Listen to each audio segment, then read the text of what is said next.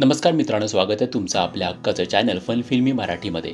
आज आपण बोलूया एक नवीन मराठी चित्रपट लाईक आणि सबस्क्राईब बद्दल।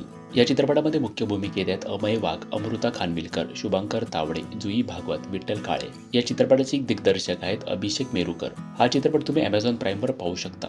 तर पहिला बोलूया स्टोरी बद्दल। ही स्टोरी आहे आजच्या काळातील सोशल मीडियाची, जिथे इन्फ्लुएन्सर आणि कंटेंट क्रिएटर हे उदयास येत आहेत। तर दोन व्यक्तींभोवती ही कथा फिरते। एक असते तरुण खुशी, जी डेली व्लॉग बनवते, तिचा थोडाफार फॅन बेस सुद्धा असतो, आणि दुसरा आहे रोहिदास, हा इन्शुरन्सच्या मार्फत स्कॅम करत असतो, तिथून तो पैसे उकळतो। तर एके दिवशी खुशी व्लॉग बनवत असताना तिला एक बॅग सापडते। त्या बॅगेत एक वॉलेट असतं। त्यानुसार ती तपास करायचं ठरवते। ज्याची बॅग आहे त्याच्या घरात जाण्याचा ती प्रयत्न करते। आता हा सगळा प्रकार ती तिच्या लाईव्ह व्लॉग मध्ये दाखवत असते, आणि लोक सुद्धा हे बघत असतात। तर जेव्हा ती त्या माणसाच्या घरी जाते तेव्हा तो माणूस मरून पडलेला असतो, आणि ती घटना लाईव्ह लोक बघतात, आणि तो माणूस असतो रोहिदास। मग खुशी त्या ट्रॅप मध्ये अडकते। तर मग पुढे खुशी त्यातून कशी बाहेर पडते, रोहिदास आणि खुशी यांची काय लिंक असते, हा सगळा खेळ बघायचा असेल तर तुम्हाला हा चित्रपट बघावा लागेल। आता बोलूया काही पॉझिटिव्ह आणि निगेटिव्ह पॉइंट्स बद्दल। यामध्ये काही स्पॉयलर्स असू शकतात, सो स्पॉइलर अलर्ट। पहिलं बोलूया काही पॉझिटिव्ह पॉइंट्स बद्दल। मराठीमध्ये असा एक नवीन प्रयोग होतोय हे बघून बरं वाटलं। आजच्या काळातील यंग स्टोरी लाईन ही ती दाखवली आहे।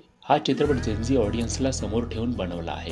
इन्शुरन्सचे स्कॅम कसे होऊ शकतात याची काही उदाहरणं या चित्रपटात दिलेली आहेत। त्यानंतर लाईक्स आणि व्ह्यूसाठी इन्फ्लुएन्सर, कंटेंट क्रिएटर कोणत्या थराला जाऊ शकतात याचं चित्रण सुद्धा इथे बघायला मिळतं। अभिनयाच्या बाबतीत बोलायचं तर सगळ्यांनी चांगला अभिनय केला आहे। स्टोरीमध्ये थोडं लॉजिक दाखवण्याचा प्रयत्न केला आहे, जसं की सीसीटीव्ही बंद पडणे, लिफ्ट बंद असणे यांचा उल्लेख इथे केला आहे। त्यानंतर रोहिदासचा प्लॉट हा खुशीच्या प्लॉटपेक्षा अधिक रंजक वाटतो। एजंट रवीच्या पॉइंट ऑफ व्ह्यूने जी स्टोरी लाईन दाखवली आहे ती सुद्धा इंटरेस्टिंग वाटते।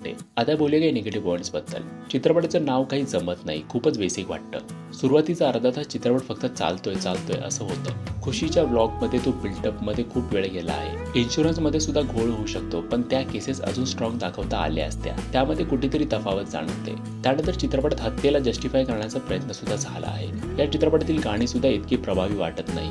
तर हा होता रिव्ह्यू लाईक आणि सबस्क्राईब या चित्रपटाचा। हा चित्रपट परिपूर्ण नसला तरी कॉन्सेप्टसाठी एकदा नक्की बघू शकतो। हा एक मराठीतील आगळा वेगळा प्रयोग आपण बोलू शकतो। तर या भागात तितकंच, भेटू पुढच्या भागात। तोपर्यंत चॅनलवरचे अन्य व्हिडिओज नक्की बघा। चॅनलला सबस्क्राईब केलेलं असेल तर सबस्क्राईब जरूर करा। थँक्यू।